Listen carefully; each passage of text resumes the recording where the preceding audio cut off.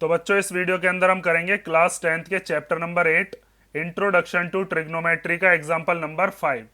तो example number 5 में हमें दिया है in triangle O P Q right angle at P. एक ट्राइंगल है जिसका नाम क्या है ओ पी क्यू, और इस पे पी वाले पॉइंट पर कितने डिग्री का एंगल है, राइट एंगल मीन्स 90 डिग्री का एंगल। उसके बाद बताया ओपी इक्वल टू 7 सेंटीमीटर है। ओपी ये वाली साइड है, ये कितनी दे रखी है 7 सेंटीमीटर।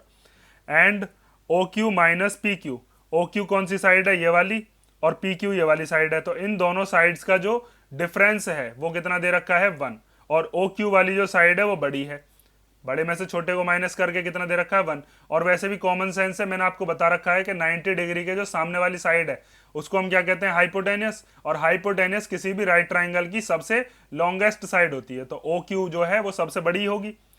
फिर उसके बाद क्या कहा है, determine the values of sine Q and cos Q. हमें साइन क्यू की और कॉस क्यू की वैल्यूज को बताना है।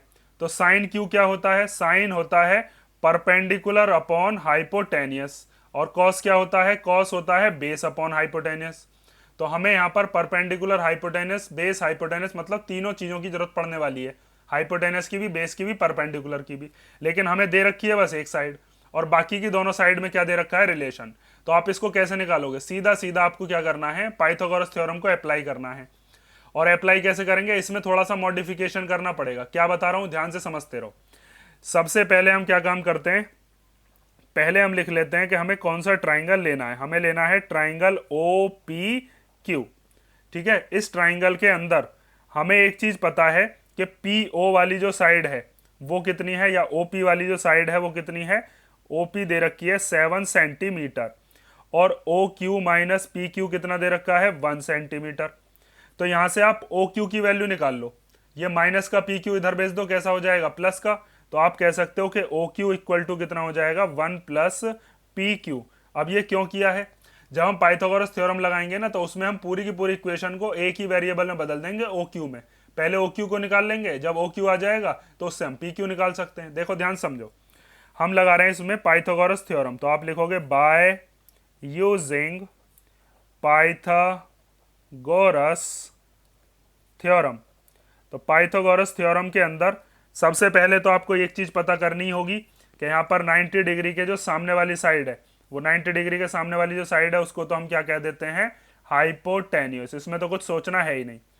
अब आपको पहचान करनी है परपेंडिकुलर कौन सा लें और बेस कौन सा लें। तो देखिए यहाँ पर आपको कौन से एंगल के हिसाब से ये सारी की सारी बात पूछ रहा है। इसमें पूछ रहा है साइन क्यू और कॉस क्यू। तो क्यू वाला जो एंगल है ना वो आपका रेफरेंस एंगल है, उसके हिसाब से आपको परपेंडिकुलर और बेस की पहचान करनी है। तो क्यू कहां पर बना हुआ है, यहां पर। ठीक है, ये वाला पॉइंट हो गया कौन सा, क्यू। तो इसके जो सामने वाली साइड है, क्यू पॉइंट के सामने वाली साइड को, पी ओ को हम क्या कहेंगे, ये होगी अपनी परपेंडिकुलर, और ये जो बचा ये क्या होगा, ये हो गया बेस। ठीक है, बस परपेंडिकुलर का पहचान करना सीख लो। हाइपोटेनस तो 90 डिग्री के सामने है, वो तो फिक्स है। परपेंडिकुलर होगा जिस भी एंगल के सामने वाली बात कर रहा होगा वो। तो ये हो गया अपना क्या, परपेंडिकुलर। और जो बची हुई साइड है वो क्या हो गई, वो हो गया अपना बेस, क्योंकि ये side adjacent to angle Q है। ठीक है, तो अब आप यहां पर लिख सकते हो हाइपोटेनियस कौन सी है, हाइपोटेनियस है ये वाली जिसका नाम क्या है ओ क्यू। तो ओ क्यू का स्क्वायर। ठीक है, हाइपोटेनियस इधर आती है, परपेंडिकुलर और बेस इधर आते हैं। उसके बाद परपेंडिकुलर का नाम क्या है, परपेंडिकुलर है ओ पी, उसका स्क्वायर। ठीक है, और बेस जो है उसका नाम क्या है, वो है पी क्यू और इसका स्क्वायर। तो ओ क्यू को तो आप ऐसे ही रहने दो, ओ क्यू को चेंज मत करना। तो ओ क्यू को तो हमने ऐसे ही लिख लिया ओ क्यू स्क्वायर। ये जो ओ पी है, ओ पी की जगह पर हम कितना रख देंगे, उसकी वैल्यू हमें पता है 7, तो 7 का स्क्वायर। पी क्यू जो है, पी क्यू की जगह पर हम क्या लिख सकते हैं, पी क्यू की जगह पर हम लिख सकते हैं, अच्छा ओ क्यू को चेंज कर लो यहां पर, चलो अगली स्टेप में चेंज कर लेंगे हम। इसके अंदर हम क्या करते हैं, ये जो ओ क्यू है इसकी तो वैल्यू निकाली हमने, तो ओ क्यू की जगह पर ही रख लेते हैं कितना, 1 प्लस पी क्यू, इस वाले ओ क्यू की जगह पर। तो ये हो गया 1 प्लस पी क्यू का स्क्वायर। ठीक है, अब ये पूरी की पूरी इक्वेशन किसके अंदर आ गई हमारी, पी क्यू के अंदर। तो पी क्यू की वैल्यू निकाल लेंगे अब यहां से पहले। अब इसमें ए प्लस बी के होल स्क्वायर की आइडेंटिटी लगाओ। वो आइडेंटिटी क्या होती है, आप जानते होगे कि ए प्लस बी का जो होल स्क्वायर है वो होता है ए स्क्वायर प्लस बी स्क्वायर और प्लस 2ab। तो यहां पर इसको ए मानेंगे 1 को, और पी क्यू को क्या मानेंगे बी। तो आप ऐसे लिखोगे 1 का स्क्वायर मतलब ए स्क्वायर लिख दिया, फिर उसके बाद क्या लिखेंगे, बी स्क्वायर मतलब कि पी क्यू का स्क्वायर लिख दिया, और फिर क्या लिखेंगे 2ab, तो 2 लिख दिया, ए की जगह पर 1 आ गया और बी की जगह पर क्या आ गया पी क्यू। इक्वल टू में क्या है इसके, ये तो मैंने आपको आइडेंटिटी बताई है, 7 का स्क्वायर कितना हो गया 49, और फिर ये पी क्यू स्क्वायर जो है इसको एज इट इज लिख दिया। ठीक है, ये समझ गए ना, ये हमने चेंजमेंट क्यों किया था, क्योंकि अब यहाँ पर जब हम गए थे तो यहाँ पर दो दो चीज आ गई, हमारी ओ क्यू भी आ गई और पी क्यू भी आ गई, तो यहाँ पर हम अटक गए। तो इसीलिए आपको क्या करना है, पूरी इक्वेशन को एक ही वेरिएबल में चेंज करना है। जैसे आज पी क्यू को इधर ले आए, आप चाहो तो ओ क्यू को भी ला सकते थे इधर, फिर हम क्या करते, फिर पूरी की पूरी इक्वेशन को ओ क्यू में चेंज करते। चलो अब आगे देखो, इसको आगे सॉल्व करते हैं। तो 1 का स्क्वायर तो 1 ही हो गया, पी क्यू का स्क्वायर, और यहाँ पर ये 2pq, तो ये हो गया 2pq। ये वाला जो पी क्यू स्क्वायर है इसको इक्वल टू के इधर लेकर आओ, ये इक्वल टू के राइट हैंड साइड से लेफ्ट हैंड साइड पर लेकर आए ताकि पी क्यू वाले सारे एक तरफ हो जाएं। तो ये इधर आकर हो गया माइनस का पी क्यू स्क्वायर, और इधर क्या बचा बस 49। ठीक है, अब ये जो पी क्यू स्क्वायर है ये प्लस का है, ये माइनस का है, तो ये दोनों तो कैंसिल आउट हो गए।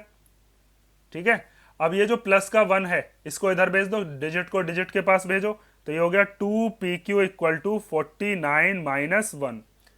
अब 49 में से 1 गया तो कितना बचेगा 48, तो ये हो गया 2pq इक्वल टू 48।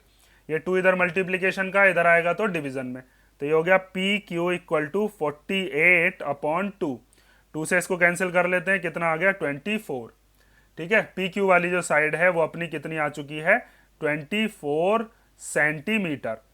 और जब pq आ गई तो अब हम क्या निकाल सकते हैं oq, क्योंकि OQ क्या है 1 प्लस कर देंगे अगर PQ में तो OQ आ जाएगी, और OQ सबसे बड़ी साइड भी है। तो आप यहां पर लिख सकते हो अब नाउ OQ इक्वल टू क्या थी 1 प्लस PQ, तो OQ इक्वल टू आ गई 1 प्लस PQ की जगह पर आ गया 24, तो OQ इक्वल टू हो गया 24 और 1 25 सेंटीमीटर। अब हमारे पास तीनों साइड आ गई।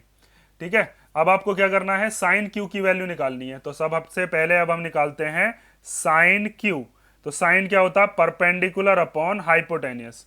ठीक है, ये चीज मैंने आपको कई बार बता दी है, और आप इसको चाहो तो हर बार अपने क्वेश्चन में लिख कर चलना। ठीक है, रफ में साइन क्या होता है, परपेंडिकुलर अपॉन हाइपोटेनियस। प्यारे बेटा पप्पू होले होले बोल और सोना चांदी तोल, तो यहाँ पर सोना पर क्या आता है परपेंडिकुलर अपॉन हाइपोटेनियस। तो इसका परपेंडिकुलर कौन सा है, ये वाला जिसका नाम क्या है PO या OP, और इसकी जो हाइपोटेनस है वो कौन सी है, वो अभी हमने निकाल ली है, वो है OQ। तो यहां पर हम लिख देते हैं वो है OQ। तो OP की वैल्यू कितनी है 7, और OQ की वैल्यू अभी आपने निकाली है वो कितनी है 25। तो साइन क्यू वाला जो रेशो है वो कितना है 7/25। ऐसे ही अब आपको क्या निकालना है कॉस क्यू। तो कॉस क्या होता है, कॉस होता है बेस अपॉन हाइपोटेनस। तो यहां पर लिखोगे cos Q equal to base upon hypotenuse. तो बेस का नाम क्या है, बेस है ये वाली जिसका नाम है पी क्यू, और हाइपोटेनियस अभी ऊपर भी लिखी थी वो है ओ क्यू। तो पी क्यू कितनी आई है, यहां पर देखो पी क्यू आई है 24, और ओ क्यू कितना है, ओ क्यू है 25। ठीक है, बस आपको मेन चीज जो ध्यान रखनी है ना, मैं बार बार आपसे बताता हूं, जिस रेफरेंस एंगल के बारे में बात कर रहा है ना, उस रेफरेंस एंगल के सामने वाली साइड को परपेंडिकुलर लेना। क्योंकि कई बच्चे क्या है जल्दी में हड़बड़ी में बस ऐसे समझ लेते हैं कि नीचे वाला ही हमेशा बेस होगा और ये जो सीधी लाइन खड़ी हुई है ये हमेशा परपेंडिकुलर होगा। ऐसा नहीं है, जिस एंगल के रेफरेंस में वो हमसे रेशो मांग रहा है क्यू क्यू, तो हमें क्यू के सामने वाला जो वो परपेंडिकुलर लेना है, उससे लगा हुआ है जो वो बेस है, और 90 डिग्री के सामने वाला हाइपोटेनस है। ठीक है, ये चीज ध्यान से समझ लेना जो मैंने यहाँ पर आपको ये करके दिखाया है। ठीक है, और इसमें मैंने आपको बता दिया कि जरूरी नहीं हम पी क्यू को इधर भेजते, ओ क्यू को भी इधर भेज सकते हैं। फिर आपको यहाँ पर ओ क्यू की जगह पर, जैसे आपने यहाँ पर ओ क्यू की वैल्यू पुट करी है, फिर हम पी क्यू की वैल्यू पुट करते। ठीक है, आता तब भी यही आंसर। तो ये हो गया आपका एग्जाम्पल नंबर 5, इसको कर लो ध्यान से, क्योंकि ऐसा ये क्वेश्चन शायद हमारी एक्सरसाइज में भी है। और नेक्स्ट वीडियो से अब हम करेंगे इसकी एक्सरसाइज 8.1। इसमें कोई डाउट हो तो आप कमेंट करके पूछ लेना।